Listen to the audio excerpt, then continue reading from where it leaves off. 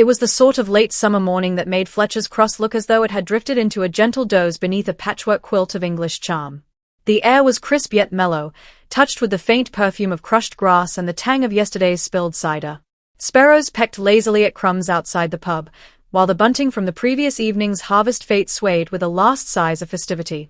Here and there, a paper cup or a half-deflated balloon still lingered, as if unwilling to admit the celebration had truly ended. At exactly 10 minutes past 8, the heavy, green-painted door of Blackstone's bakery groaned open. Out stepped Mrs. Edith Blackstone, proprietor. She had the sturdy build one more often sees behind prize-winning pigs at an agricultural show, and a face that seldom ventured beyond frown, mild approval, or deep disapproval. This morning, it was most definitely the first. With the ease of long habit, she wiped her hands on her apron, unfastened the small latch to keep the door ajar, and stepped inside. The bell above chimed once, a bright, familiar note, but its cheer faded quickly. She stopped. Something in the bakery's air felt wrong. Mornings usually carried the warm, yeasty perfume of rising dough, the sugary whisper of cinnamon from yesterday's Chelsea buns, and the faint lemony tang of polished countertops. Today, there was something else, faintly metallic, cold, unsettling. She wrinkled her nose, inhaled again. Subtle, but unmistakable. The scent of something amiss. "Alice," she called, pushing past the beaded curtain into the kitchen. No answer. Odd. Alice Palmer, her apprentice, was punctual to the point of irritation, eager too, always early, humming some sugary pop tune while she arranged trays and lined tins. She had a gift for sponge textures and a hopeful prettiness that often lured the village lads to linger when buying jam tarts. Mrs. Blackstone moved deeper into the kitchen, and stopped short. Her eyes narrowed. Flour dusted the floor in abundance. Not spilled, but scattered across the boards in a wide, unnatural patch, no clumsy accident, but as though deliberately tossed or knocked over and left. The sack lay open, slumped to one side like a wounded thing. Across the white surface ran footprints, not the light, brisk step of Alice's worn shoes, but heavier, deliberate impressions, likely from men's shoes, size 9 or 10. Judging by the width and depth, the heel was worn unevenly. The tracks meandered in a rough zigzag toward the back pantry. Mrs. Blackstone, who had once chased off a burglar with a peel board and raised 3 boys without nanny or nonsense, felt her heart begin to pound. She was not a fanciful woman. She read no novels, believed in no ghosts. Yet the silence in that kitchen pressed in, thick and unnatural. "Alice," she called again, louder now. Still no reply. She advanced slowly. Flour whispered beneath the soles of her heavy shoes. The pantry door stood slightly ajar, and in the dimness beyond, something pale caught her eye. A hand. Her heart lurched. She pushed the door open. Alice Palmer lay crumpled on the pantry floor, one leg twisted beneath her, her right arm stretched out and dusted with flour. Her face was turned to the side, eyes wide and glassy in a vacant stare. No blood. No bruises. No visible injury. But unmistakably, she was dead. Mrs. Blackstone stood frozen for a heartbeat. Then, with a steadiness as measured as her Sunday scone recipe, she turned, walked calmly back through the kitchen, into the shop, and out onto the bakery's front step. Lowering herself heavily, she took a moment to wipe her hands on her apron, as though flour and death were things one might simply scrub away. Just then, young Jack Wilds rode past on his bicycle, cap askew, satchel swinging. She hailed him in a tone that brooked no argument and sent him racing to fetch Dr. Partridge and Sergeant Cornish. By 10 o'clock, Fletcher's Cross was buzzing with speculation. Word had spread faster than blackberry jam on warm toast that Alice Palmer, 17, well-liked, quick with a whisk, had been found dead in the bakery. Dead, mind you, not fainted, not ill, dead. In the snug of the Red Fox Inn, 3 old men argued whether it was poison or fright. At the grocer's, Mrs. Alton swore she'd seen a stranger near the bunting tent the night before. Outside the church hall, Miss Hartley and Mrs. Drew were on their third exchange of theories. "So young," Miss Hartley murmured, lace gloves clenched in her lap. "And such lovely manners. Always thanked me in the most elegant hand whenever I loaned her hymns." "I heard there was flour everywhere," Mrs. Drew said, lips pursed. "On the floor, footprints and all." They gasped as if that settled the matter. Behind them, seated under the chestnut tree in her usual place, knitting resting on her lap, sat Miss Jane Marple.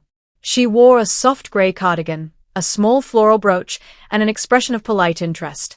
Her needles clicked with quiet precision, steady as a metronome. She had passed by the bakery earlier, seen the flour-dusted footprints herself. The police had cordoned the shop, and young Constable Bell was doing his best to appear authoritative. Miss Marple had merely nodded and moved on, but the image lingered. Flour was a curious thing. It clung, it settled, it betrayed movement. It did not lie. By noon, Dr. Partridge had given his first assessment. Alice had died between 6 and 7 that morning. No outward trauma. No signs of struggle. Poison, perhaps, though not immediate or obvious. The pantry where she lay was cold, stripped of perishables save for a basket of apples and a tin of treacle. Sergeant Cornish looked unimpressed. Doesn't look like a break-in. Could have been a fainting fit, or a heart condition. She was 17, Sergeant, Mrs. Blackstone said crisply. And fit as a fiddle. Well, we'll see what the coroner says, Cornish muttered, jotting into his pad. Though it doesn't look like murder, no weapon, no wound, no motive. Miss Marple, passing the gate just then, paused and spoke with the gentle curiosity of someone inquiring about the weather. Forgive me, Sergeant, but did you happen to find any second set of footprints? Cornish blinked. Just the one. Large ones. And hers, of course. Miss Marple nodded as though told it would be partly cloudy, and moved on. It wasn't much, but she had known young Alice, and she knew people. Alice would never have spilled flour, not carelessly, and certainly not that much. And if she'd been startled, why no scream? No attempt to flee. The prints in the flour were talking. One simply had to listen. By the next morning, Fletcher's Cross had entered that peculiar phase of village speculation, an earnest, impeccably polite panic dressed up as social inquiry. A sudden death, especially one without explanation, was not merely a tragedy but a subject to be discussed, dissected, and quietly woven into every conversation, regardless of the topic. At the post office, where queues always slowed suspiciously when scandal was afoot, Mrs. Drew tapped her spectacles against the counter with theatrical patience. I've never liked flour, she announced, apropos of nothing, to the two women behind her. Gets into every corner. I told Alice once to mind her trails. And now, she gave a pointed sigh. Well, you see. Behind her, Miss Hartley adjusted the ribbon on her hat and leaned in. They say it was a stranger. A man. No one local owns shoes like that, large, apparently, and broad-heeled. Alice didn't lock the door, offered Mrs. Simmons, who lived above the butcher's and claimed auditory access to most of the village. They found the back one unlatched. She must have let him in.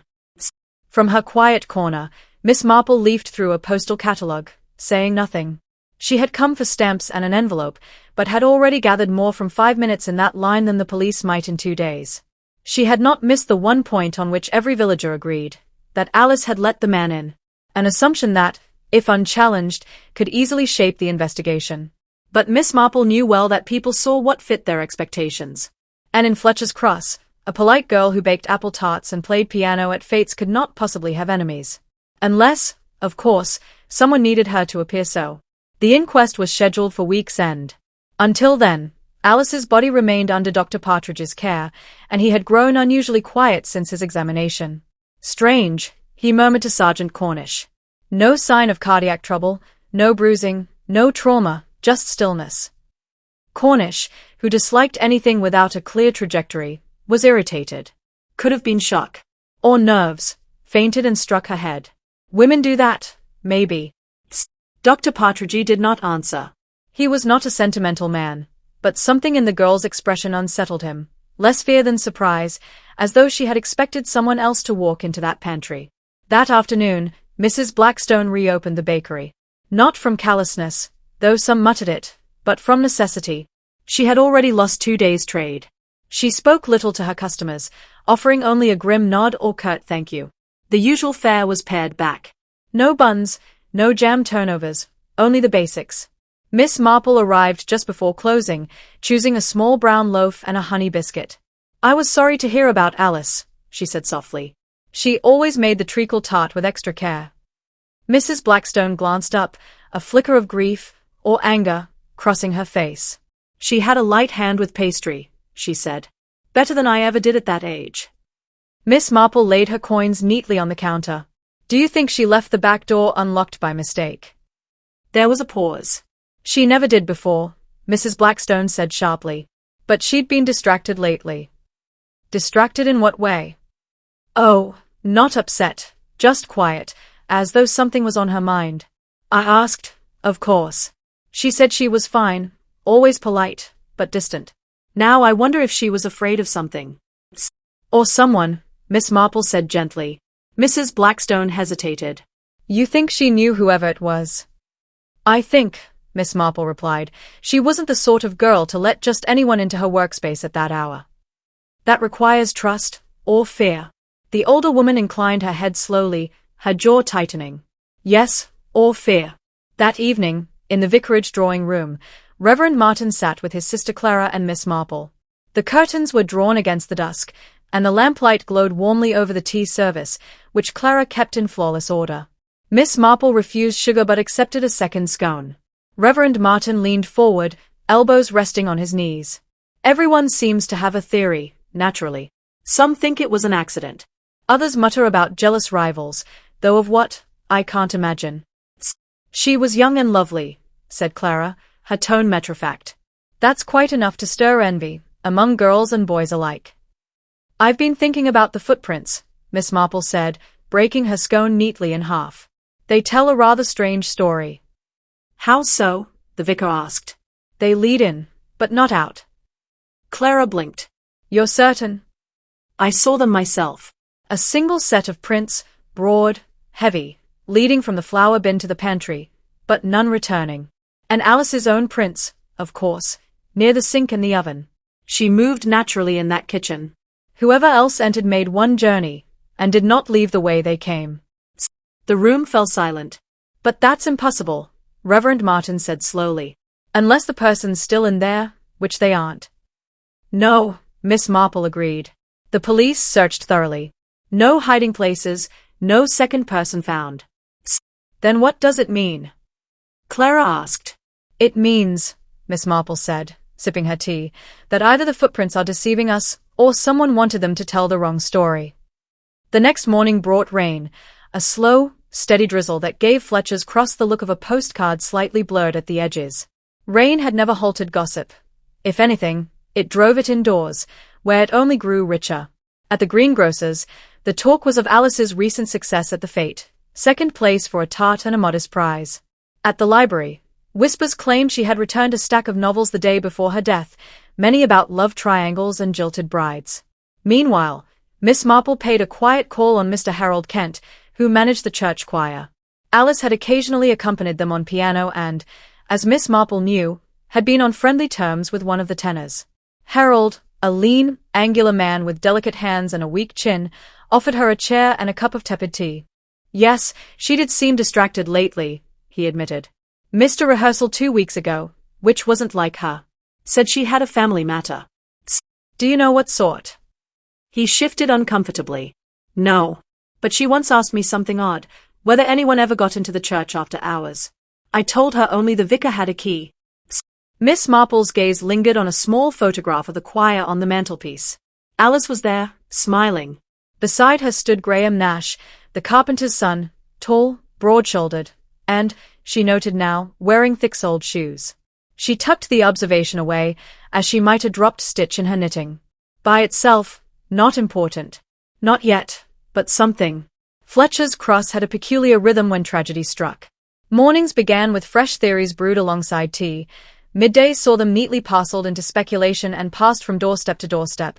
Evenings were for reassessment, reflection, and soft clucking disapproval over supper. The morning after the rain, the sun returned with pale reluctance.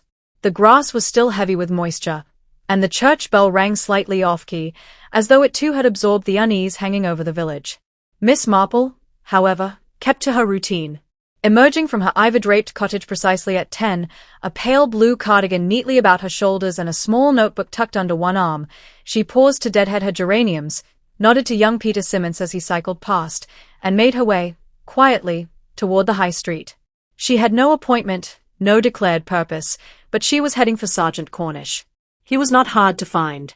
A stout man with an unfortunate moustache and an unfounded confidence in his own insight, Cornish had set up temporary residence at a small table outside the Red Fox Inn, using it as both command post and conversational snare. Villagers stopped by under the pretense of asking about roadworks or permits, but in truth, they wished only to talk about Alice Palmer. Cornish welcomed this. He believed in community policing. He also believed he could spot a liar at 20 paces, and a guilty conscience at 10. Miss Marple took the seat opposite him with a pleasant smile. "Good morning, Sergeant. I hope I'm not intruding." "Not at all, Miss Marple. Just noting a few details. It's the quiet ones you've got to watch, they say." "Yes," she murmured. "Though sometimes it's the noisy ones who distract you from the real trouble." Cornish narrowed his eyes. "Meaning?" "Oh, nothing at all," she said mildly. "I just thought I'd ask how the investigation is going. I do so hate to see the village in distress." Cornish tapped his pencil on the table. "Well, we're narrowing things down. Still no cause of death from the doctor, but we're pushing for toxicology. Could be something subtle, rat poison, perhaps." Miss Marple tilted her head. "Did the bakery have rats?" Cornish looked momentarily flustered. "Well, I couldn't say," Miss Marple replied, "but it's the sort of thing people do use." "Indeed," she added, "and yet Alice was careful. That was one of her defining traits, precise in her movements. She even wore gloves to pick cherries." Cornish gave her a look. "You think it wasn't an accident?" "I think," said Miss Marple, "that someone went to considerable trouble to leave footprints in the flour. That rarely suggests innocence." Cornish sniffed. "Ah yes, the footprints. We're checking shoe sizes, but it might have been staged. Anyone could have tracked it in." She smiled faintly. "I do hope you kept the shoes of everyone who entered afterward." He cleared his throat. "Well, we made a list." That afternoon, Miss Marple took tea with Miss Lavinia Bell, the retired schoolmistress who had once taught most of the village to recite Gray's Elegy by heart, and resented it ever since. Lavinia was no longer quick on her feet, but her mind was as sharp as vinegar. She had known Alice since the girl was 7. She was obedient, Lavinia said, pouring tea with ceremony, but not a sheep. "Do you know what I mean?" Miss Marple nodded. "She had a will of her own, even when treated kindly." "Exactly. She wanted to go to catering school in Oxford. Did you know? Came to me with the forms and asked for a reference." "Did you write one?" "I did. I doubt her guardian ever sent it, though." Miss Marple paused. "Guardian?" Lavinia blinked. "Didn't you know? Alice was raised by her aunt, Frances Palmer. Lives up Willow Lane, behind the cricket field. Took her in after her sister's death. Always terribly proper, rather pinched." Miss Marple filed the name away. "Frances Palmer, odd. She never mentioned her aunt," she said lightly. "No, nor would she. Frances never approved of the bakery. Or the fete, said it put ideas in Alice's head." "What sort of ideas?" "Oh, you know, independence, romance, ambition. All those dangerous notions girls get once they realize they've got choices." The next day, Miss Marple walked to Willow Lane. Frances Palmer's house was a narrow brick structure clothed in climbing roses. The garden was tidy but spare, the kind that proclaimed control rather than welcome. She was greeted at the door by a woman in her early 50s, tightly corseted, pale, her lips drawn in like the hem of an overstitched curtain. "Yes?" she asked, not unkindly, but with a certain flatness. "My name is Jane Marple. I knew your niece slightly. I was sorry to hear the news." Frances inclined her head and stepped aside. "You'd better come in, then. I imagine you're not the only one." The sitting room was clean but devoid of warmth. No photographs, only a small ivory cross and a pair of porcelain dogs on the mantel. She was a good girl. "A good girl," Frances said, sitting upright on the settee. "A little flighty, but good." "She worked very hard," Miss Marple offered. "She did," Frances hesitated. "I thought she might go into secretarial work, something proper. But Edith Blackstone had other ideas." "She liked the bakery." "She liked the attention," Frances corrected. "Boys came in for her tarts, and not the kind you bake." "I'm not a fool, Miss Marple." Miss Marple offered a neutral smile.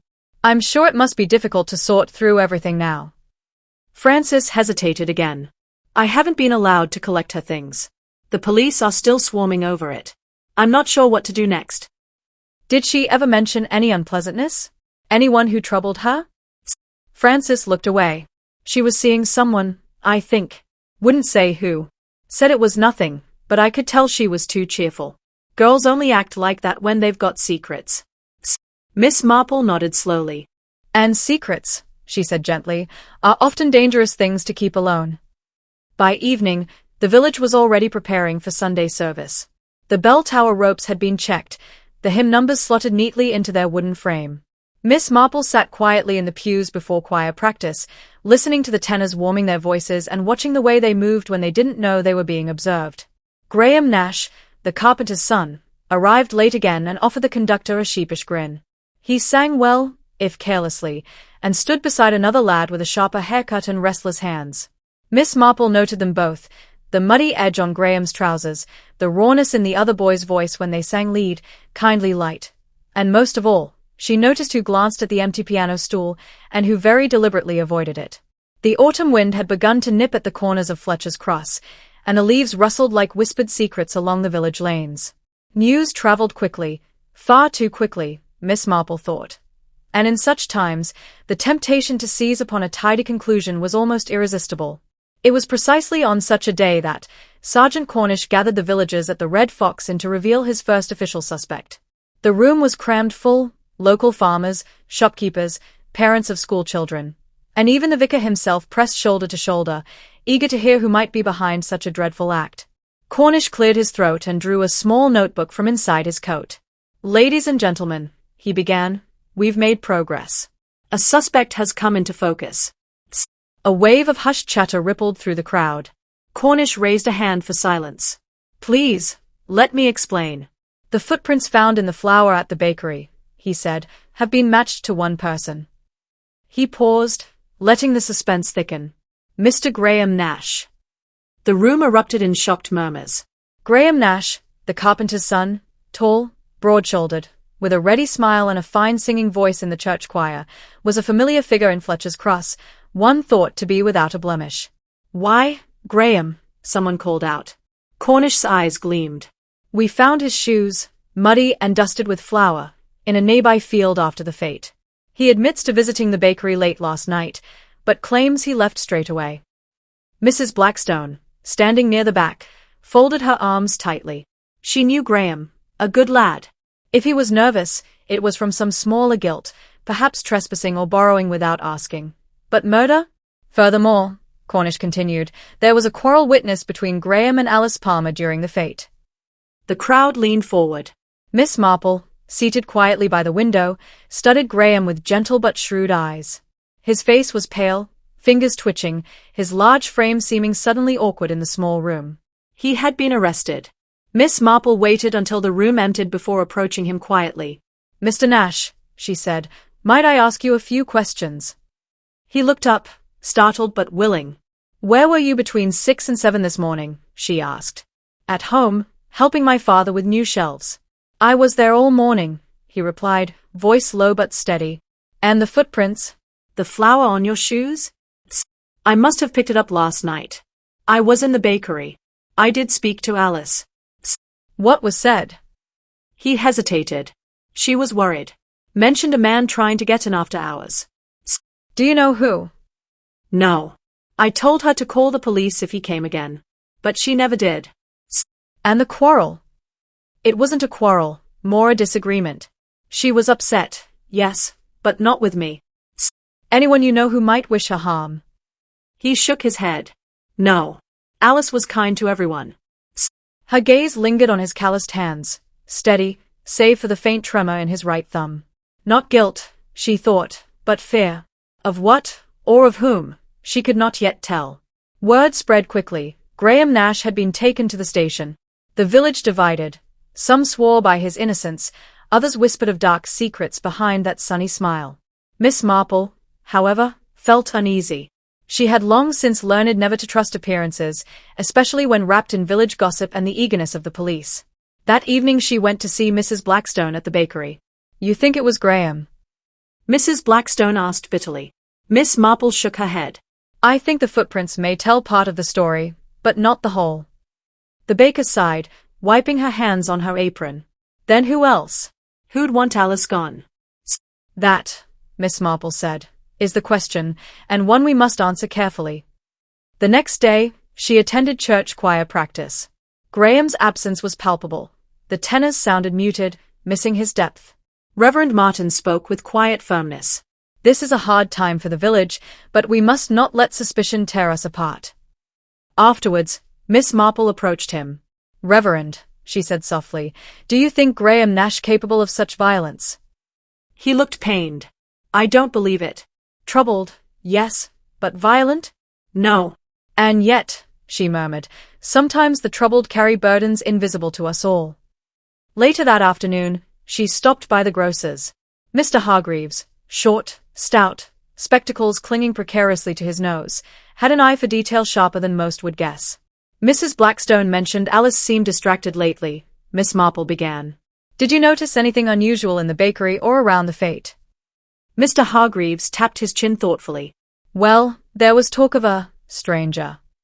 Yes, a man no one recognized, lingering after the fete had ended. Do you know anything more? Only what I overheard at the pub, he murmured, leaning in. Some said he'd been asking for Alice, pressing her about something. Miss Marple arched a brow. And did anyone else see this man? No one official, I'm afraid. But in a village, stories spread like wildfire, even when the facts only smolder. Miss Marple inclined her head. Indeed, and sometimes the blaze blinds us to the truth. As evening settled, she sat by her window, knitting set aside in her lap, eyes drifting over the quiet street. Her thoughts circled Alice, the footprints, Graham Nash, and the mysterious stranger no one had seen clearly, yet everyone seemed to talk about. There were gaps, fragile threads weaving a picture still out of reach. One question turned over in her mind, one the rest of the village dared not voice. If Graham Nash was not the killer, then who? The chill of early autumn had deepened in Fletcher's Cross. The hedgerows, once blazing with late summer golds and reds, now wore muted browns and olives, surrendering to the first hint of frost. The village felt subdued, as though it too carried the weight of uncertainty upon its narrow shoulders. Miss Marple tended her garden each morning as usual, but her mind strayed far from geraniums and primroses. The mystery of Alice Palmer's death clung to her thoughts like the stubborn fog that rolled in from the moors.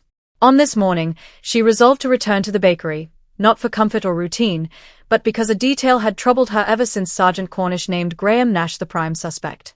She had met Graham twice now, once in the crowded Red Fox, and once at choir rehearsal. Neither encounter had convinced her. His nervousness was real, but born of fear, not guilt. And fear could have many causes. Crossing the village square, she paused outside the bakery. The door was locked, curtains drawn, and a faded sign in the window read, "Closed until further notice." Near the threshold, she noted a faint dusting of flour, a ghostly remnant of the scene that had shaken the village. Movement caught her eye, Mrs. Blackstone, peering warily from a side window. Miss Marple offered a soft smile and wave. Moments later, the baker opened the door and stepped into the cool air. "Good morning, Edith," Miss Marple greeted. Edith returned a weary smile. "Morning, Jane. I wasn't sure you'd come back." "I had to," Miss Marple said quietly. "Something about this place." "It's never just the place," Edith replied. "You mean the bakery?" "Yes. It has a history, lives and secrets baked into every loaf." They entered together, the wooden floor creaking underfoot. Edith gestured toward the back kitchen door. "That's where it happened." Miss Marple's gaze swept the room, sharp despite the lingering scent of stale flour. Chalk outlines marked the police's attempt to preserve footprints. "What troubles you?" she asked. Edith crossed her arms. "It's the flour." Miss Marple lifted a brow. "Flour? Yes. It wasn't just spilled. The prints in it, there's something odd." "Go on." "It's how they start and stop, like whoever was here didn't enter through the front door at all. There's a patch where the dust is faint, but there are no prints." Miss Marple crouched to study the floor.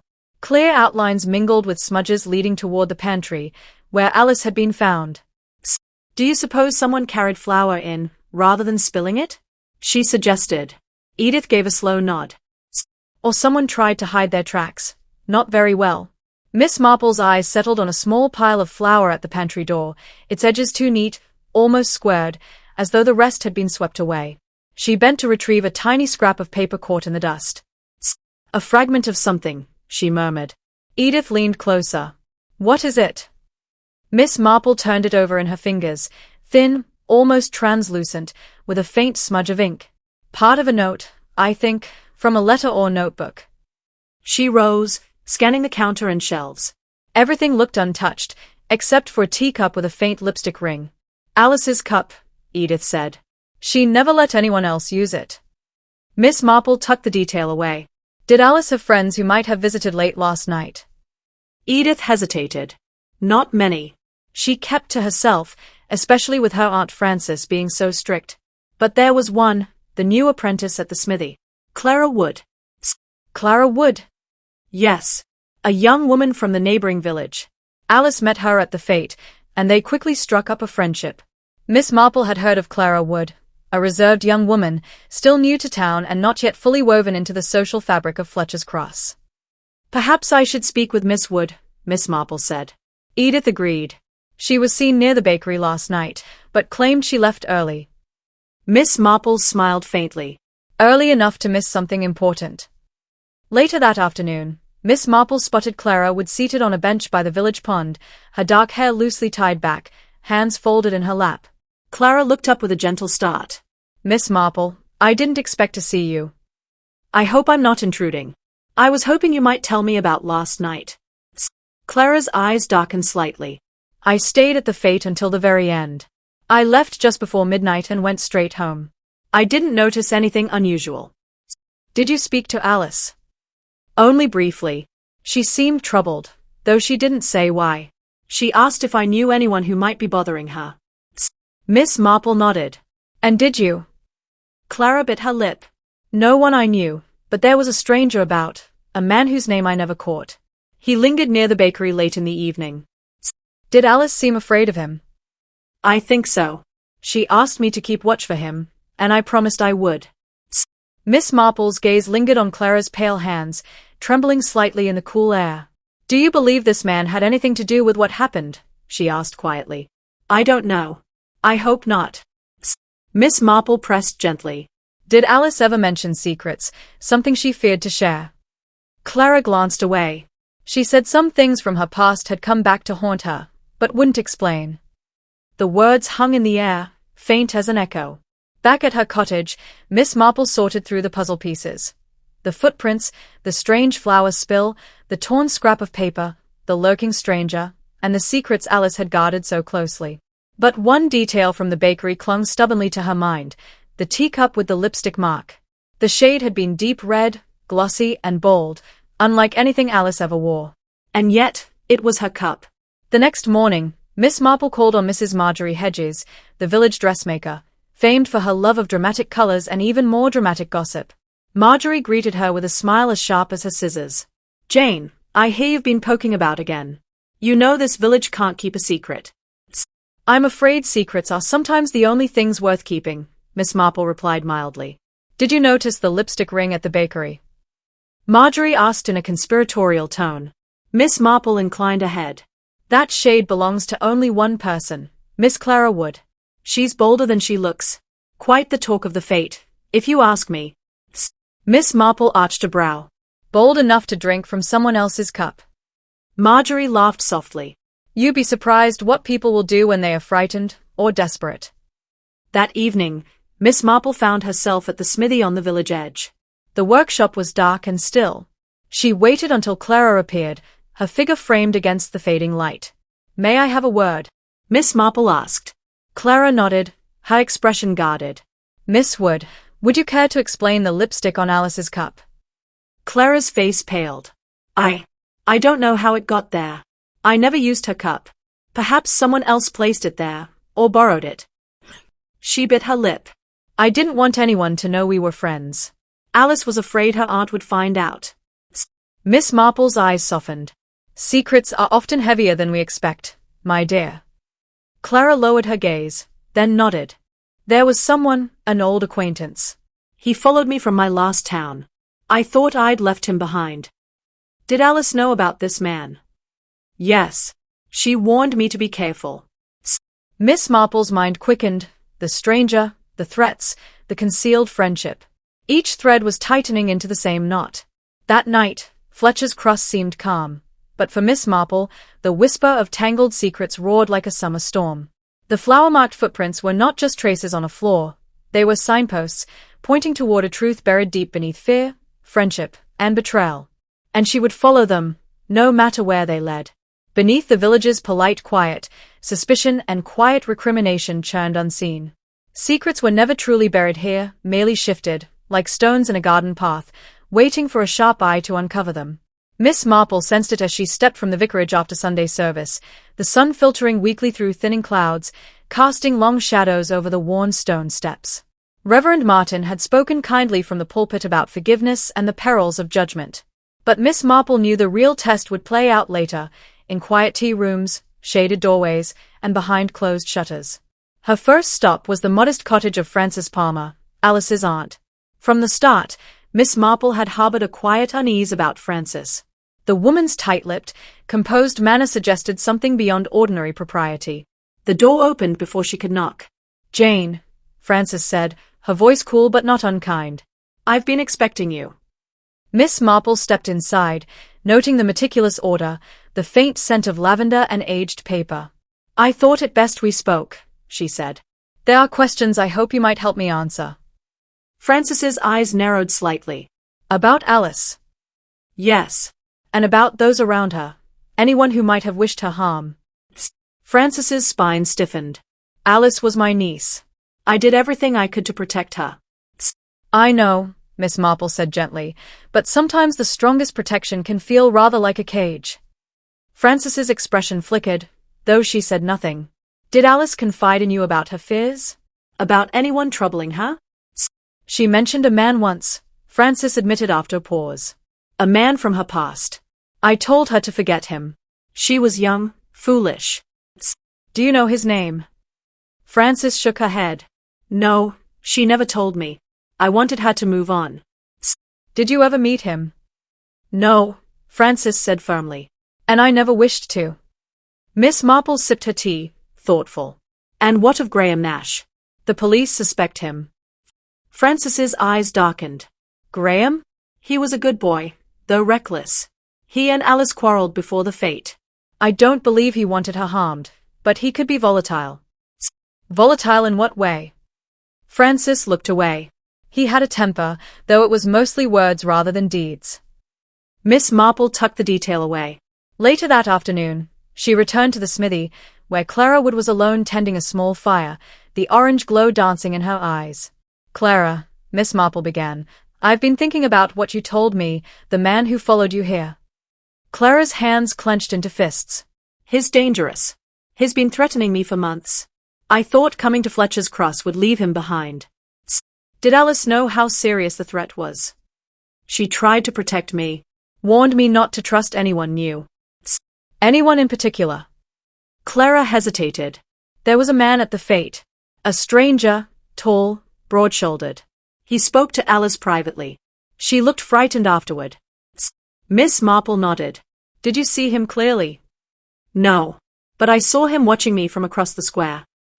Miss Marple's mind began tracing the connections, people, places, footprints, the lurking man, the whispered warnings. The following morning, she paid a quiet call on Harold Kent, the choir master. He was arranging him books when she arrived, looking weary. "Harold," she said gently, "I understand Graham Nash is not a man of violence." He shook his head. "No, Miss Marple. Graham has his faults, but this isn't in him." "Have you noticed anything unusual lately? Disagreements? Threats?" Harold sighed. "There was tension between Graham and another young man, Samuel Briggs. Samuel's brother was caught stealing from the carpenter's workshop. Graham confronted him." "And did Samuel have cause to wish Alice harm?" Harold looked uncertain. "Not Alice directly, but he holds grudges." Miss Marple made a mental note. Samuel Briggs, new to her, yet perhaps important. Later that day, she visited the village tea room, a gathering place thick with whispers and half-finished tales. Mrs. Drew was at the counter, presiding as usual, her eyes alight with the thrill of gossip. "I tell you," she was saying, "Frances Palmer was no saint. She never wanted Alice to be more than a servant girl." Miss Marple approached quietly. "Mrs. Drew," she said softly. Have you ever known Frances Palmer to hold a grudge? Mrs. Drew looked her over. Oh, I think Frances has grudges aplenty, Miss Marple. In small towns, ladies collect them like teacups, especially when someone dares step out of line. Miss Marple inclined her head. And what of Alice's ambitions? Might they have stirred trouble? Indeed, Mrs. Drew replied, particularly with the local lads.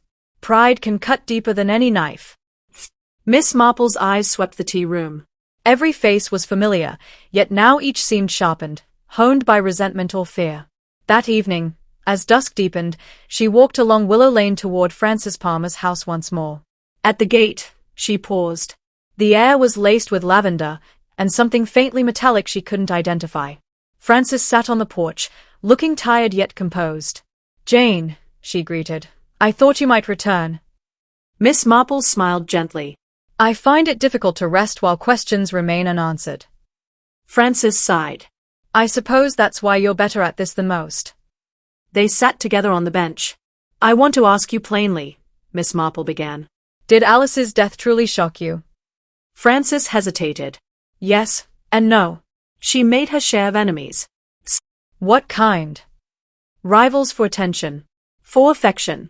People who resented her independence. Miss Marple's eyes narrowed slightly. And did she ever name them? Frances's gaze clouded. Once, she mentioned Samuel Briggs. She exhaled sharply. He was dangerous. Dangerous how? His violent. Jealous. Unpredictable. Miss Marple thought of Harold Kent's words, of the village's uneasy undercurrents. I see, she murmured. Night fell heavy and close as she returned home. The shadows lengthened, carrying with them the faces in her mind. Frances's frosty composure, Clara's quiet dread, Graham's trembling hands, Samuel Briggs's name whispered like a curse. Here, no one was entirely without secrets. No one could claim innocence beyond doubt. And still, the footprints in the flower bed remained, a silent witness to truths yet unseen. Miss Marple knew that to reach the heart of this mystery, she would have to unravel the threads of the past, and face the fears the villagers buried even from themselves. The next morning broke with an unusual sharpness for late spring, the air tinged with a faint bite. Clouds that had drifted lazily all week now gathered with purpose, and Fletcher's Cross felt poised for a downpour, of something heavier than rain. She stood at her sitting-room window, knitting idle in her hands, her mind turning over the names and conversations of recent days. Clara Wood and her shadowy pursuer. Frances Palmer's grim restraint. Samuel Briggs's name rising like a weed through still water. And always, the flower-bed footprints, faint, narrow, hurried, and the single missing shoe. A sharp knock at the door broke her thoughts. It was Inspector Cattick, coat dusted with pollen, his expression graver than usual. I thought I'd come before the papers get hold of it, he said. Another incident? Miss Marple asked. Another murder? No, he replied grimly, stepping into the parlor. But it could be the next step toward one. He handed her a folded note from his coat pocket. She read silently. I saw who did it. I can't stay silent. Meet me behind the old chapel at 11 tonight. C.W. Clara Wood, she murmured. Cattick nodded. Found it pinned to the station door this morning. But there's more, Clara's gone. Miss Marple looked up sharply. Gone. Vanished sometime after dusk yesterday. No note. Cottage unlocked. Suitcases missing. She pressed her lips together. Either she fled in fear, or someone made it look that way. That's what we're trying to decide, Cattick said, sinking into a chair. But the timing's bad. She was afraid, and now she's missing, after promising to name someone. I take it the chapel was searched. Of course. Nothing. And no one saw anything, or claims they did. Miss Marple's gaze drifted to the garden. She's not the sort to run without cause. Afraid, yes, but never rash. Then you think it's foul play? I think it's possible, and that someone intercepted her message. By late morning, word of Clara Wood's disappearance had spread through the village like a chill. The tea shop hummed with rumor, the grocer whispered theories to anyone who'd listen, and children were kept indoors, lest strangers lurk behind hedges. At the post office, Mrs. Harper, postmistress and unofficial chronicler of Fletcher's Cross, spoke freely as she sorted mail behind the counter. It's just like that business with the potboy in Gillingford, she said with relish. Vanished for 2 weeks, then turned up behind the mill with a black eye and a broken heart.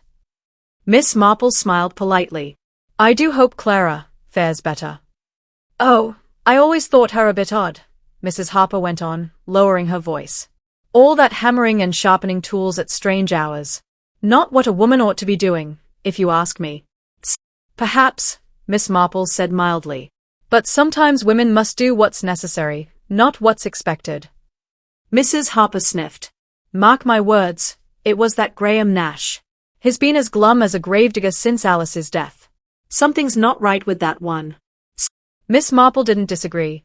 Graham's nervous manner and dark moods certainly cast him in a suspicious light, but something deeper gnawed at her. Clara's note suggested certainty, not conjecture. She had seen someone, and that was new. If she had been silenced for it, then the killer was watching. Miss Marple made her way toward the smithy. The forge was cold, the doors ajar, dust gathering on the anvil. Inside, signs of a hurried departure. A spilled oil can, a coat flung over the back of a chair, a teacup with cold dregs. A small pile of letters lay on the table. Most bore ordinary handwriting, bills, a church circular, one from a cousin in Norfolk. But one envelope caught her eye, addressed in a heavy, masculine hand, ink slightly smeared, no return address. She opened it carefully, hoping for a clue to Clara's last hours. Inside was a single sheet with uneven scrawl, "You know too much. Keep your mouth shut or you'll end up just like her." No signature. No hint of the writer. But the meaning was unmistakable. Clara had not only witnessed something, she had been threatened over it. And her disappearance had followed immediately after deciding not to stay silent. That afternoon, Inspector Craddock returned with new urgency. His men had found a footprint behind the chapel near the hedge, deep, freshly pressed, and facing away as though someone had run. It was smaller than a man's shoe, likely a woman's, but smeared at the heel, as if something had been dragged. Craddock looked grim as he told Miss Marple. "I don't like it," he said. "If Clara's alive, she's not well. And if she's not, we mustn't assume yet," Miss Marple interrupted gently. "But you're right to act quickly. May I suggest something, Inspector?" "Always. We must give the impression Clara is alive, and that she's told someone else what she knows." Craddock raised an eyebrow. "To flush out the killer," she explained. "Someone was clever enough to silence one witness. But they may not be able to hide the fear there's another." That evening, a discreet message appeared on the church board and was whispered into the right ears. Clara Wood had sent a letter to her solicitor before vanishing, naming someone she feared. The details were vague but deliberate. By nightfall, the village was holding its breath. Miss Marple took her evening walk as usual, nodding to passers-by, but watching more than she was seen. The baker's boy lingered too long near the vicarage. A shadow moved behind the Palmer house curtain. At the edge of the square, a tall figure loitered near the smithy, slipping away as she approached.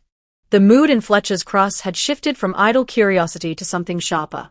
Someone was afraid. Someone was calculating. And someone, Miss Marple was certain, was about to make a dangerous mistake.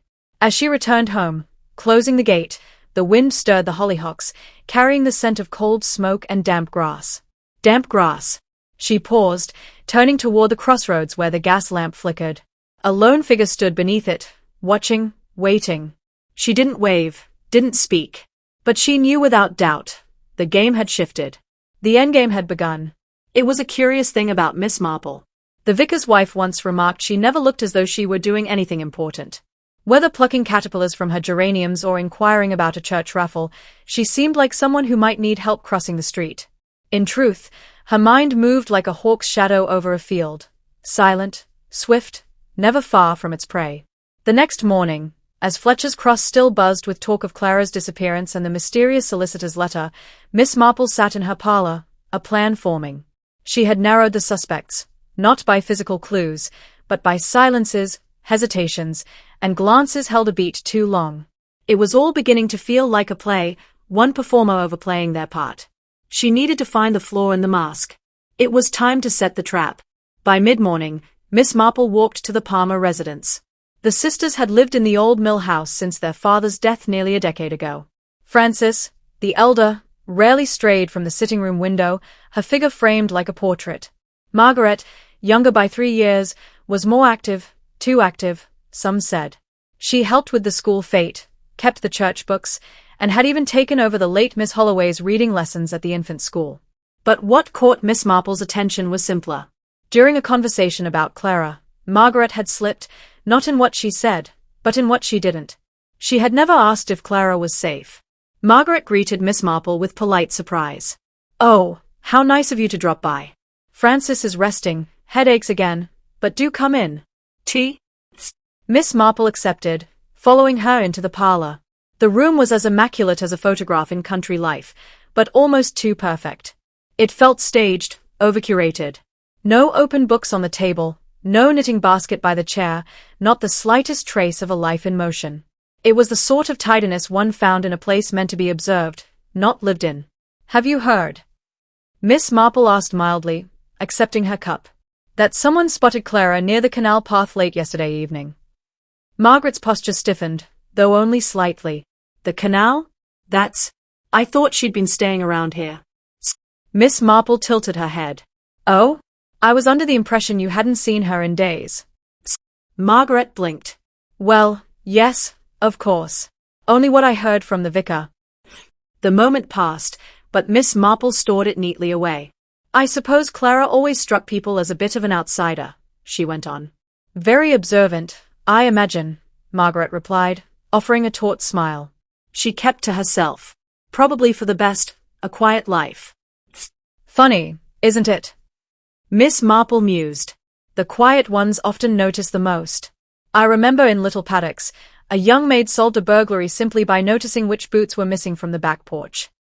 Margaret sipped her tea, eyes fixed on the cup. "I often wonder," Miss Marple continued, "if people realize how much they reveal, not by what they say, but how they behave when certain subjects arise." Now Margaret looked up. There was a flicker in her eyes, challenge, discomfort, something unspoken. "Oh, nothing specific," Miss Marple added sweetly. "Only that someone once told me the second reaction is the one that counts. The first is instinct. The second, performance." Margaret's smile thinned. "Miss Marple, are you suggesting someone in the village knows more about Clara's disappearance than they are saying?" Miss Marple set her cup down with care. "I'm suggesting," she said gently, "that people sometimes act in ways they believe are right, out of love, or duty, or desperation, and sometimes they hide those acts, not out of guilt, but out of fear of what others will think." Margaret stood abruptly. "I must see to Frances. She'll be needing her medicine." Miss Marple rose. "Of course, dear. You've been most helpful." She walked slowly toward the door, pausing just before reaching it. "Oh, Margaret, one more thing." "Yes?" "Would you mind terribly describing Clara's boots?" "Her boots?" "Yes, the ones she always wore to the forge. Inspector Craddock is trying to match a footprint found near the chapel." Margaret's lips parted. I wouldn't know. I haven't seen her in days." Miss Marple's expression did not change, though she noted the crack. "I see," she said. "Quite all right. Thank you again." Outside, the wind had shifted, blowing in from the east. The church bell tolled once. Somewhere in the distance, a dog barked. Miss Marple crossed the green, pausing at the school where Graham Nash was mending the front fence. She observed him for a moment. His work was clumsy, distracted. Sweat beaded on his brow though the day was cool. When he saw her, he gave a curt nod. "Miss Marple." "Mr. Nash." "Fixing the gate, I see." "Trying to." He drove a nail in with needless force.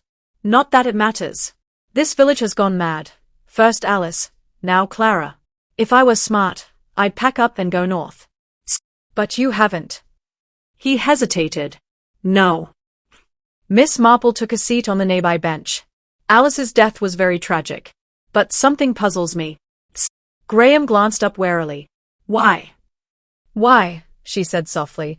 "Did you tell Inspector Craddock that Clara was afraid of Alice?" Graham dropped the hammer. "What?" "You said Clara confided in you about being uneasy around Alice. But I've spoken to her former landlady, her cousin in Kent, even Mr. Chiswick, the solicitor who once handled her father's will. Not one recalls her ever mentioning Alice at all." Graham picked up the hammer again with a trembling hand. "She told me things," he muttered. "But you see," Miss Marple went on, "Clara avoided Alice entirely. She never called on her. Never even spoke her name. Isn't it strange that only you recall these fears? Graham stood abruptly. I have work to do, Miss Marple. Of course, she said, rising. Only, do take care with that thumb. You're holding the nail rather carelessly. As she walked away, she didn't look back. She didn't need to. She had already seen it, in his face. Not the look of a man recalling a memory, but of one inventing it. That evening, Miss Marple sat quietly in her garden, her knitting untouched in her lap. In the distance, the lights at Palmer House glowed faintly behind heavy curtains, and the forge stood dark and shuttered. Fear had settled over Fletcher's Cross, not the vague, distant sort, but a sharp, personal dread. Someone had misjudged. Someone had acted too soon. And as the moon rose above the hedgerows, Miss Marple thought again of the footprints in the flower, the hurried steps, the missing shoe, and the story only one person had attempted to alter.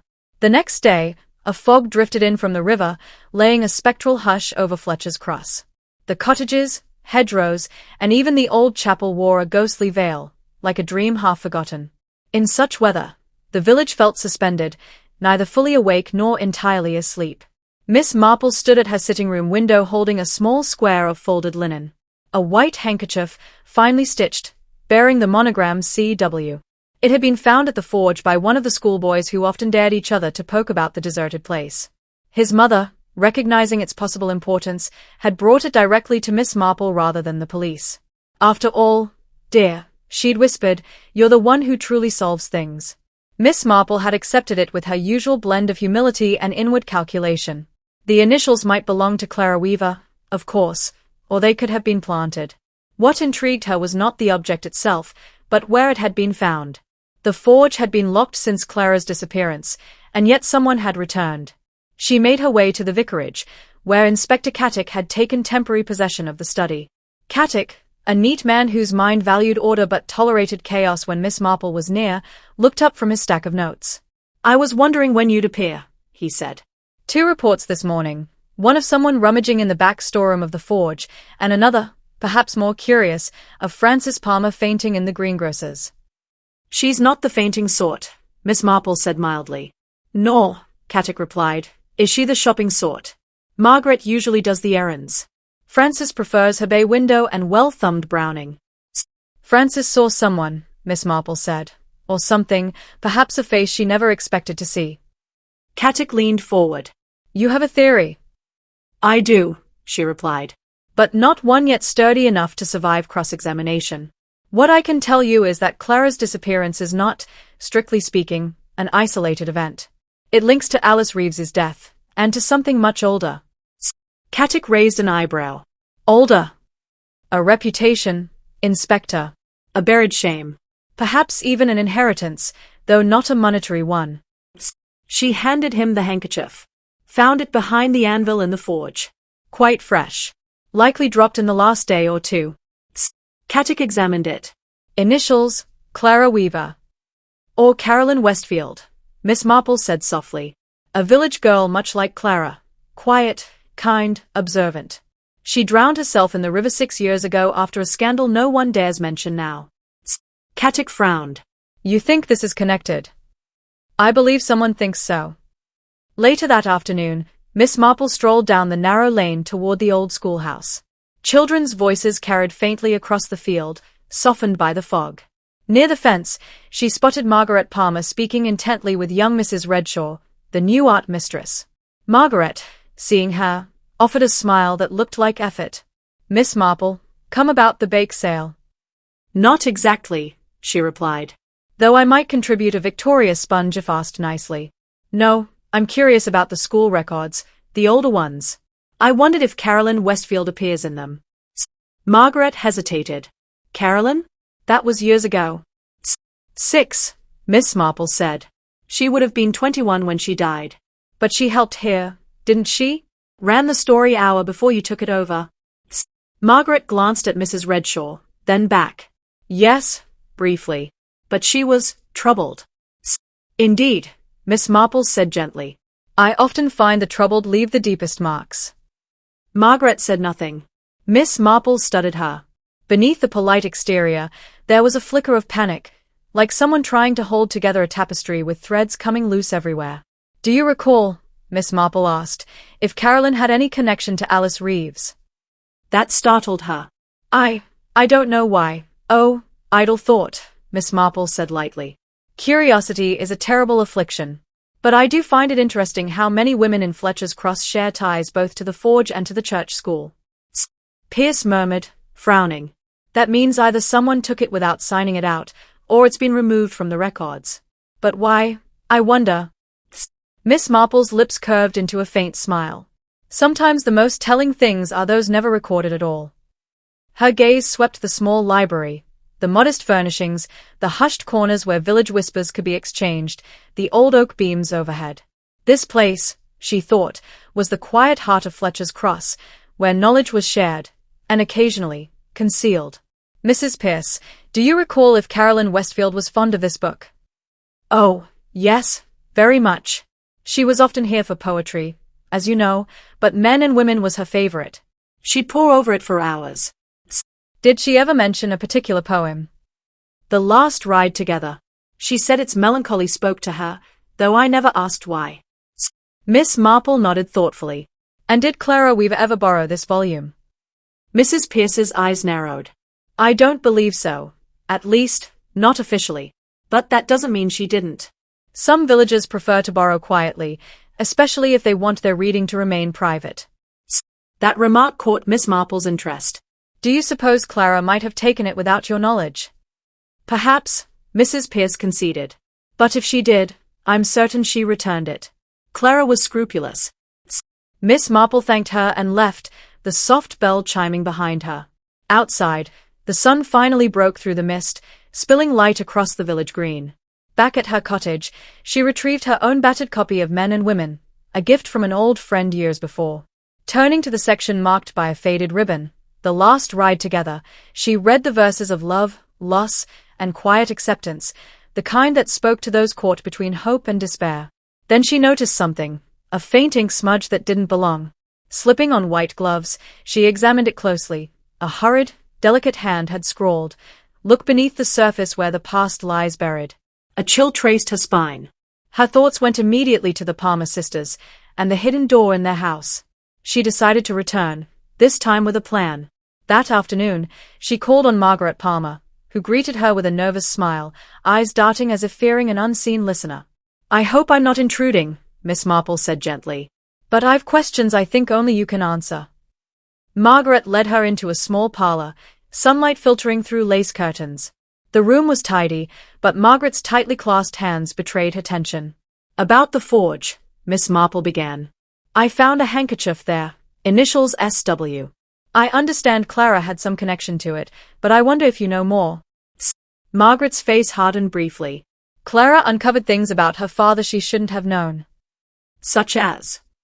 Miss Marple leaned forward. Margaret bit her lip. There was an old letter, hidden away. She believed it linked her father to Carolyn Westfield, and explained why Carolyn's death was never truly resolved. "Did you see the letter?" Margaret shook her head. "No."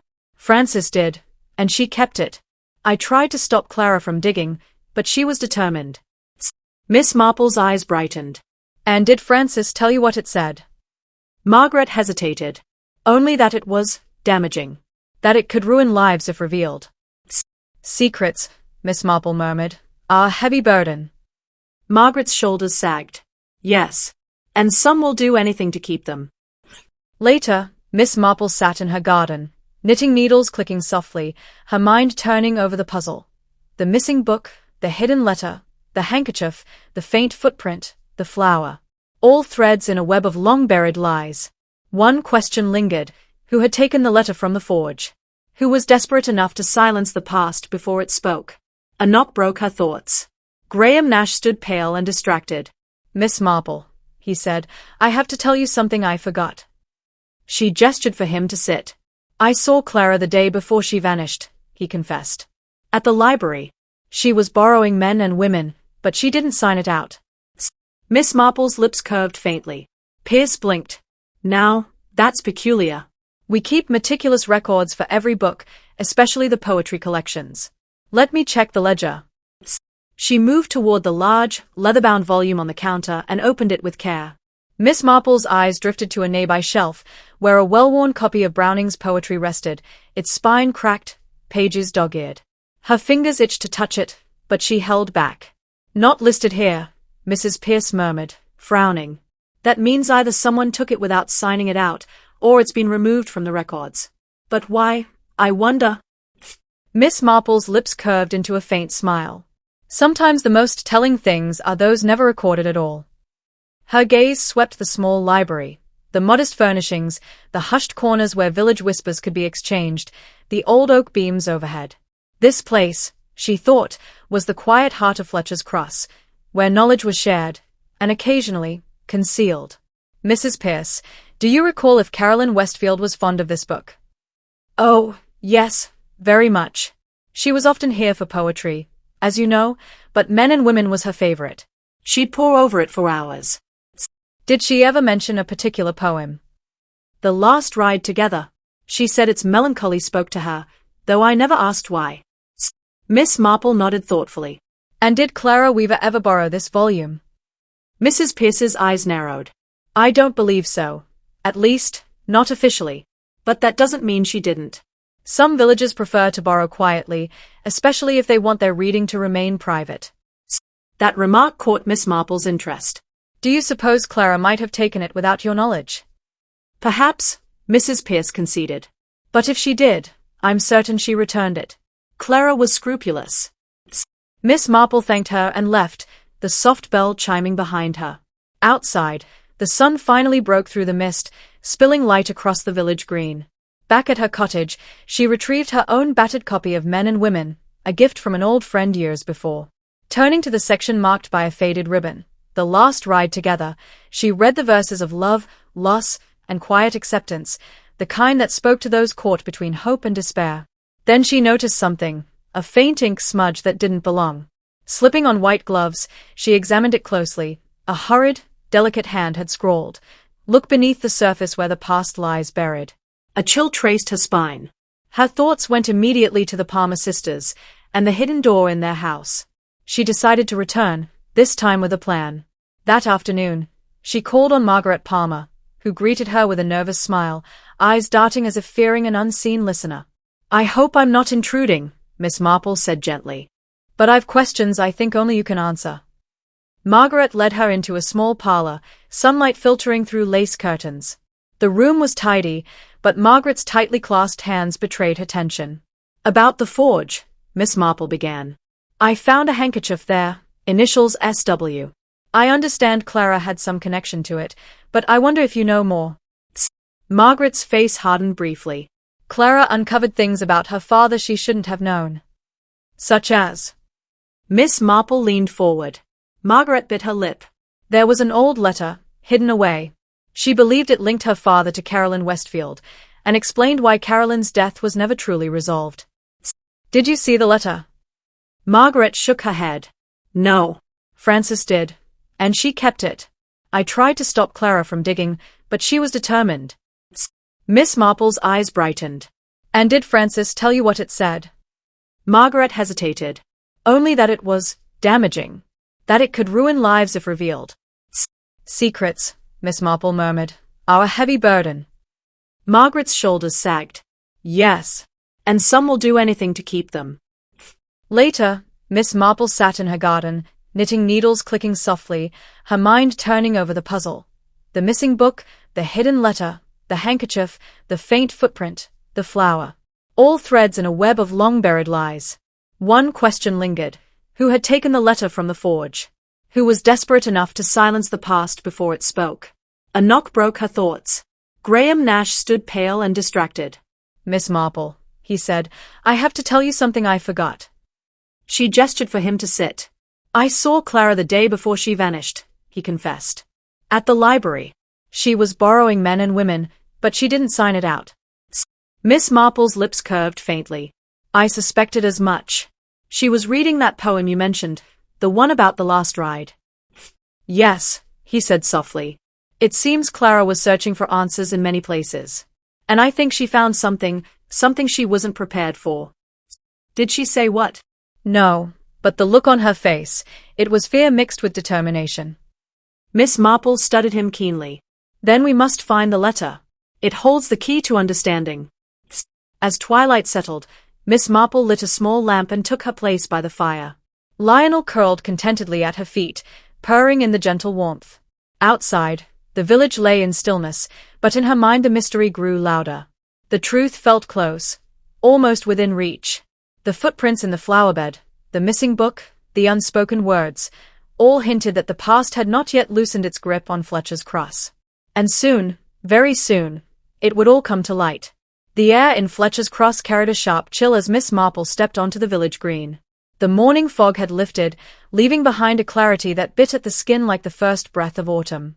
Drawing her shawl tighter, she adjusted her hat and made her way toward the forge, a place steeped in unspoken secrets.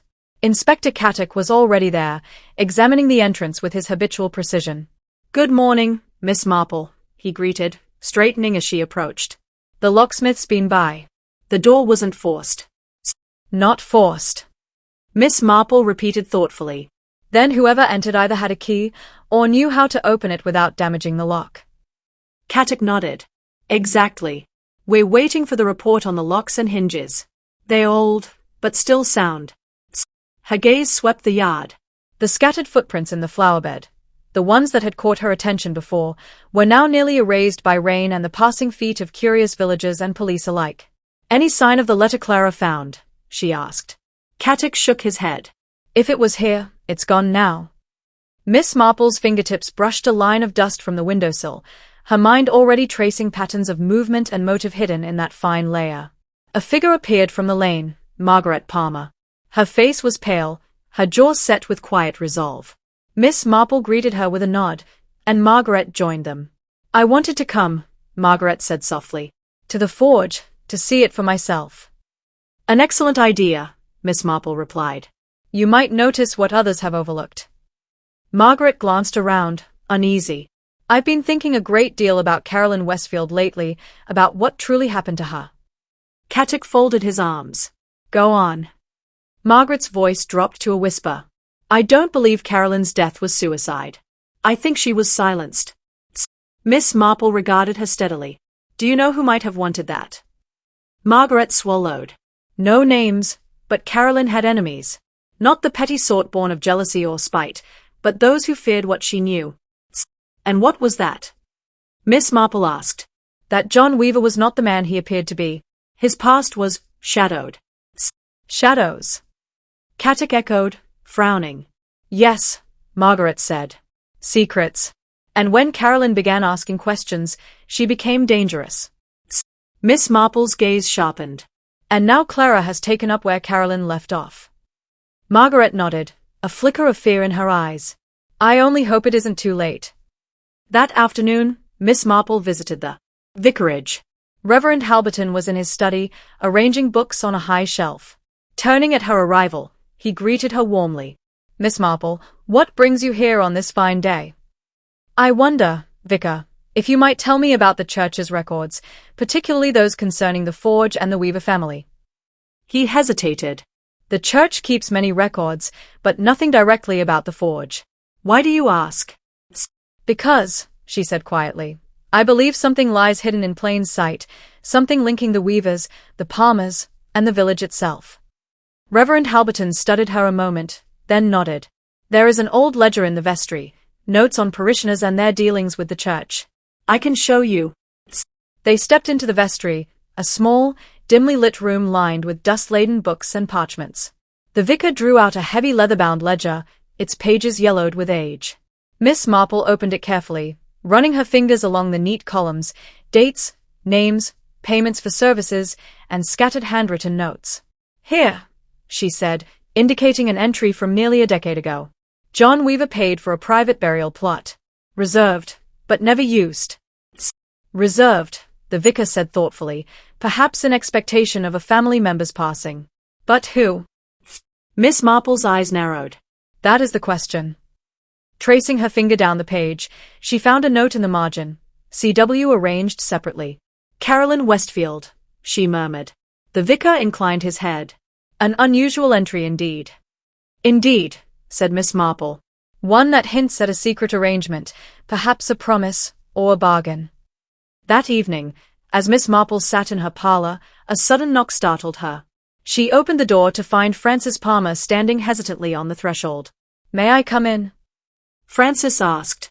"Of course, dear. Please, sit down." Frances's hands trembled as she lowered herself into the chair. "I can't keep this inside any longer," she confessed. "There's something I must tell you." Miss Marple leaned forward, her expression quietly encouraging. Frances drew a deep, unsteady breath. "Margaret and we were involved in something we thought we had buried long ago." Carolyn, she knew about it. And when Clara began asking questions, I feared history would repeat itself. Miss Marple's gaze was calm but unyielding. "What did you do?" Frances looked away, eyes glistening. "We confronted Carolyn once. It was meant to be a private conversation, but it went wrong. She threatened to expose us. And then," Frances shook her head. "I don't know what happened after that. Carolyn vanished, and we kept silent. But when Clara started digging, I was terrified." Miss Marple's fingers tightened slightly on her knitting. "Fear can make people do strange things." Frances nodded miserably. The next morning, Miss Marple returned to the forge for what she knew would be the final time. The sun stood higher now, casting long shadows across the cobbled yard. Near the back door, she noticed fresh footprints, smaller than before, hesitant, uneven. Kneeling, she traced them lightly with her fingers. They wound toward the garden before fading into the soft earth. Nearby lay a single crushed petal, deep purple, unmistakably from the wildflowers in the Palmer's garden. Miss Marple rose slowly, eyes distant but resolved. The unseen hand that had guided so much was beginning to falter, and the net was drawing tighter. The Palmer's drawing room was quieter than usual when Miss Marple arrived later that afternoon. Low sunlight filtered through the lace curtains, casting delicate patterns over the worn Persian rug. Margaret Palmer sat stiffly by the fire, hands knotted in her lap. Frances stood by the window, staring out as if seeking answers somewhere in the fading light. Miss Marple took her usual seat in the wingback chair, letting her eyes move between the two sisters. The tension in the air was taut, like a thread ready to snap. "I've come," Miss Marple began gently, "to speak plainly, if you'll permit me. The story of Carolyn Westfield, Clara Weaver, and the Weaver family is tangled. Yes, but I believe it is time the knots were undone." Margaret swallowed, then nodded. Frances didn't move. "We all keep secrets," Miss Marple continued, tucked behind smiles and polite conversation. "But when secrets harm the innocent, silence becomes a burden far too heavy to carry." Margaret's eyes met Frances's. "We have been silent for too long," she murmured. Frances turned slowly from the window. "Yes, we have. And it is time," Miss Marple said softly. "The truth was told." She leaned forward.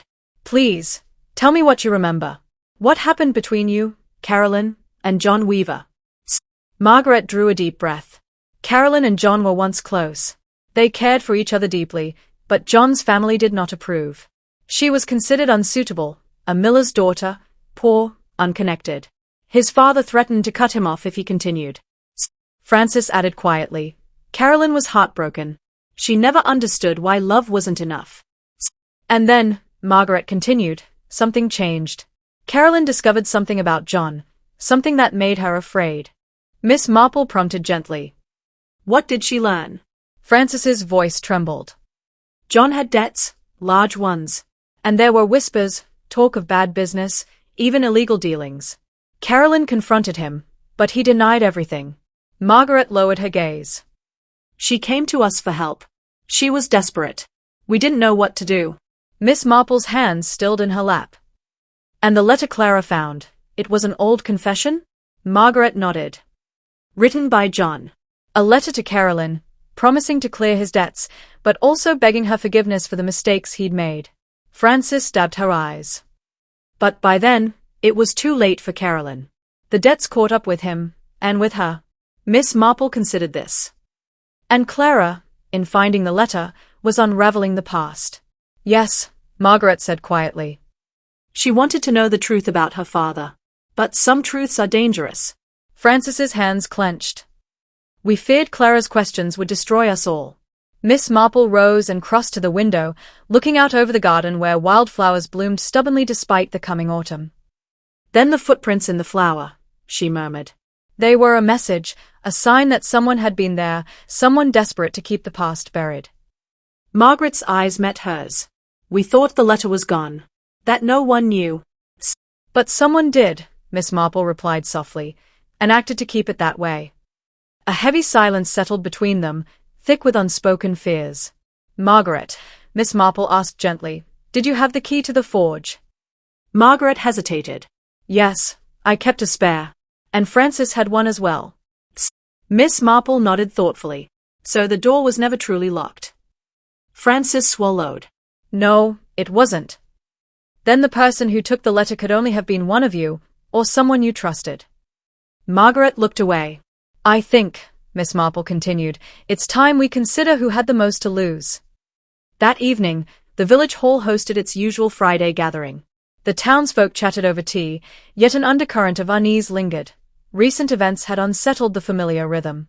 Miss Marple sat quietly, knitting, her gaze drifting over the room. Graham Nash arrived and slipped into the chair beside her, whispering, Have you told the Palmers what you know? Not yet, she replied. Truths are fragile things. They must be handled with care. Across the room, Inspector Cattick spoke with Margaret Palmer, whose expression was weary yet resolute. Frances entered moments later, clutching a folded sheet of paper. She crossed to Miss Marple and pressed it into her hand. Read this when you can, Frances murmured, then melted into the crowd. Miss Marple unfolded the paper carefully. The note was brief, but stark. I cannot keep this secret any longer. I was there the night Carolyn died. It was an accident, but it was covered up. I am sorry. The handwriting was familiar, delicate, trembling. Frances's. As the hall buzzed with chatter, Miss Marple's mind quickened. The confession, though vague, was a missing piece of the puzzle. She folded the note and slipped it into her pocket. Sometimes the hardest truths were not the ones shouted aloud, but those whispered between silence and shadow.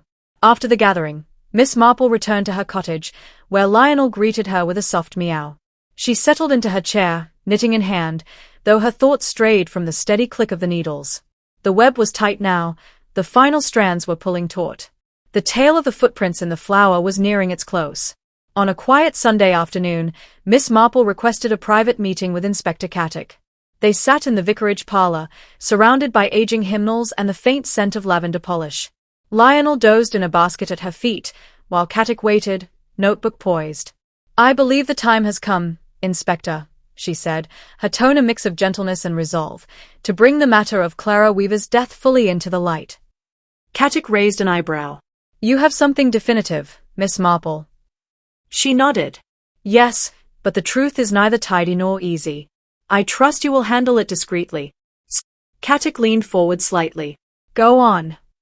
Miss Marple folded her hands in her lap, her knitting forgotten. We must start, as all proper tales do, at the very beginning, not with Clara, but with Carolyn Westfield. Everything since has been but a shadow of what befell that young woman. Cattick listened closely. Carolyn loved John Weaver, Miss Marple continued, but found herself entangled in something darker. He had debts, failed ventures, and worse, questionable dealings through his father's old associates. Carolyn, proud and principled, threatened to expose it. But one night, something happened. I believe there was a struggle. Perhaps words turned heated, or an attempt at reason went terribly wrong. In any case, Carolyn died, and the truth was hidden. 4 years, the Palmer sisters, Margaret and Frances, kept that secret. Whether they were present or became involved after the fact, they were complicit. Frances's note confirmed it. She was there. She saw Carolyn's death and helped conceal it. Cattick's jaw tightened. That much seems likely. But Clara? Clara was relentless, Miss Marple said. She uncovered Carolyn's story and found John's letter, his confession of guilt and shame, his plea for forgiveness. She confronted Margaret with it, I believe, only days before her death. You think Margaret killed her? No, Miss Marple said softly. Margaret is many things, but not violent. She was frightened, not murderous. Cattick frowned. Then who? Henry Pike, Miss Marple said quietly. Cattick's eyes widened. The stablemaster? Indeed. A quiet man, easily overlooked. But he had motive. Once, he was in love with Frances Palmer. They were briefly engaged. Did you know that? Katic shook his head. It had ended badly. Henry blamed Carolyn for turning Francis against him. Carolyn, always the more spirited, the more daring. When Clara returned, asking questions about the forge, the past surged back like an uninvited tide. I believe she confided in Henry, perhaps seeking the spare key, perhaps asking him to unlock it for her. He thought he could temper her curiosity. But when she produced the letter, he saw everything unraveling. Francis's reputation, the sting of his own humiliation, even his place in the village. Krayok's voice was low. So he silenced her. Yes, though I doubt it was planned, Miss Marple replied. More likely a confrontation in the forge turned physical. He struck her. Quick, brutal, final. He staged it to look accidental, or perhaps like a robbery, but he left mistakes. The footprints in the flower weren't hers. They were his. He tried to brush them away, but flower clings stubbornly. Katic rubbed his jaw. And the missing letter? Burned. Most likely. Or buried. But he didn't count on Clara having shared its contents. She told Francis, perhaps Margaret, perhaps others. That's why he's been restless. He knows the secret still breathes. The inspector rose slowly, the truth settling on him like a heavy coat. We'll have to bring him in. Yes, Miss Marple agreed, rising with him. But quietly. Francis and Margaret have lived long enough in this shadow. There's no need to add public disgrace to private tragedy. The next morning, the constable arrived discreetly at the stables. Henry Pike, in the midst of preparing a gelding for exercise, did not resist when asked to accompany them to the station. Word travelled fast, as it always did in Dovecote Hatch, yet there was little outrage, only a muted hush, like the still air before a storm. Miss Marple walked the length of the lane to the post office and back, exchanging subdued nods with neighbors. No one asked outright, but many eyes lingered a fraction too long, searching her face for confirmation. That afternoon, Frances Palmer came to Miss Marple's cottage. She looked pale, older than her years. I know, she said simply, standing in the doorway. Miss Marple stepped aside. Come in, dear. Sit. Tea? Frances shook her head. I just need to speak. I need to say it aloud. Miss Marple waited, letting the silence give permission. Frances stared down at her hands. Carolyn didn't die violently. Not exactly. She fell. We were arguing. She was near the edge of the forge loft. I shouted for her to stop. Stop talking about John, his debts, how we ought to go to the police. She turned, lost her footing, and fell. I froze. Margaret ran in. And we panicked. We were young. We didn't know what to do. Her voice trembled, though no tears fell. I've carried that night for 30 years. And now Clara, because of our silence. Miss Marple reached across, resting a gentle hand over hers. You were frightened. That doesn't make it right, but it does make it human. Frances nodded slowly. Will Henry confess?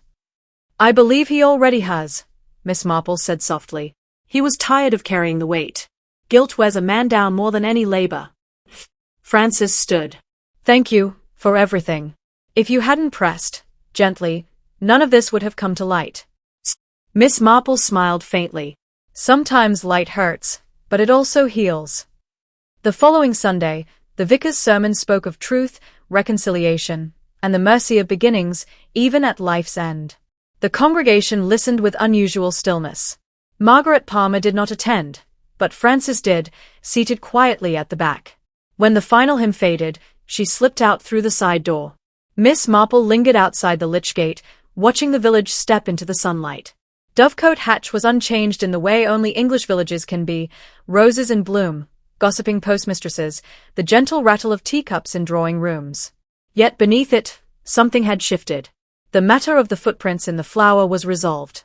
But Miss Marple knew that, in every quiet place and behind every lace curtain, the old dramas of love, pride, guilt, and betrayal would go on weaving their delicate threads.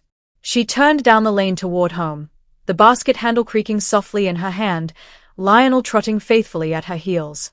The end, Miss Marple and the footprints in the flower.